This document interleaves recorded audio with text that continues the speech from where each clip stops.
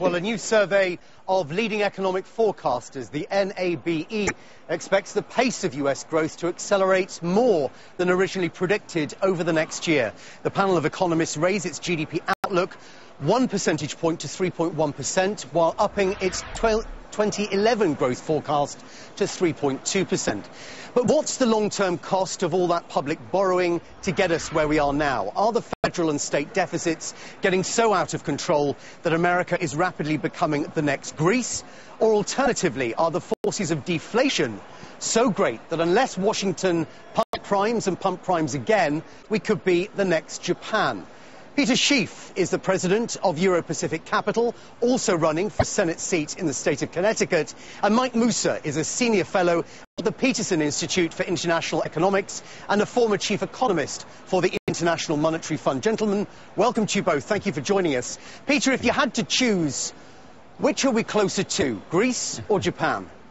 Well, man, out of Greece, Argentina, Zimbabwe, I mean, we're nowhere as near Japan. I mean, we're not going to get off that easy. See, when Japan started making its mistakes, it did it with a position of strength. The Japanese had significant domestic savings. They had huge trade surpluses and current account surpluses. We're the opposite situation. We've exhausted our domestic savings. We have a huge trade deficit. We can only borrow money if the Japanese and the Chinese and the Saudis lend it to us.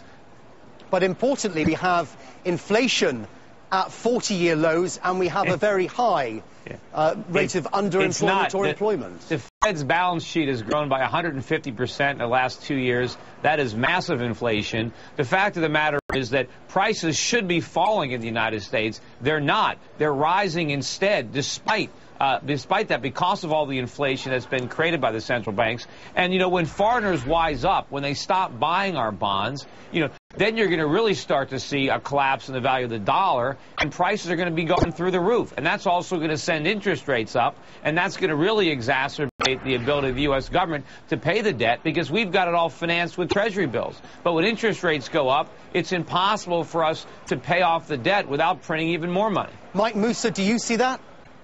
No, I think we're about 6,000 miles from Japan and about 6,000 miles from Greece.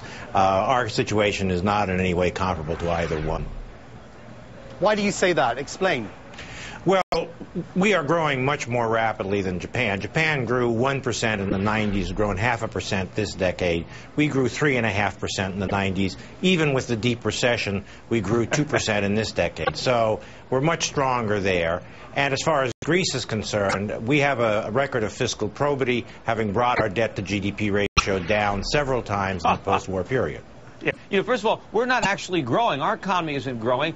The GDP is going up because we're spending borrowed money. But all we're doing is spending more. It's not our economic output that's increasing. Meanwhile, our debts most certainly are rising. Is our economic output that's increasing. No, we're growing, not. as the NABE suggested, 3% this year. No, I think probably 4%. Yeah, and we will have a relatively normal cyclical recovery. To say otherwise is just a lot of nonsense. No, it's not nonsense. All yes, we're doing it is. Absolutely. No, the government is spending money. Consumers are spending money. It's not economic growth. We're destroying our wealth. We're going into debt. The debt is rising much, much faster than these phony GDP numbers. The GDP numbers are not phony. You're just speaking a lot of nonsense. No, I'm not. I mean, yes, that's what you are. Absolutely. No, look, I don't speak nonsense. Yes, you certainly do. You say that our gross domestic product is not growing. Because you just don't know what you're talking about. No, the GDP is growing because it's made up of government spending and consumer spending. But where are they getting the money to spend? We are borrowing government it. Spending growth accounted for about 1/10 of GDP growth over the last 4 quarters. All this money that the government is spending, you don't think that's part of the GDP? It's a lot more than that. Okay. Real government purchases about 10% the money that the total consumers are spending, they're getting from the government. Gentlemen, both arguments have serious implications for investors.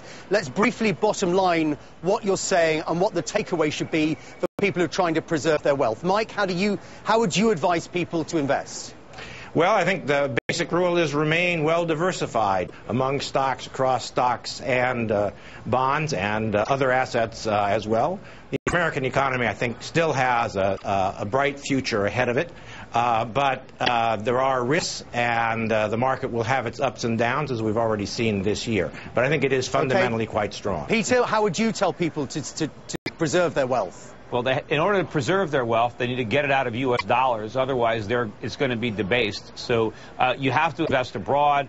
You have to invest in inflation hedges like gold and silver, like commodities. You have to look to get income streams coming from currencies that are not the U.S. dollar. I'd avoid the euro as well. But you want to try to have currencies where the governments aren't going to have to print so much money to inflate their way out of debt, because ultimately it's the saver, it's the investor that gets left holding the bag for all the bailouts and all the stimulus. Gentlemen, thank you both. Peter Schiff and Mike Mussa, thank you very much.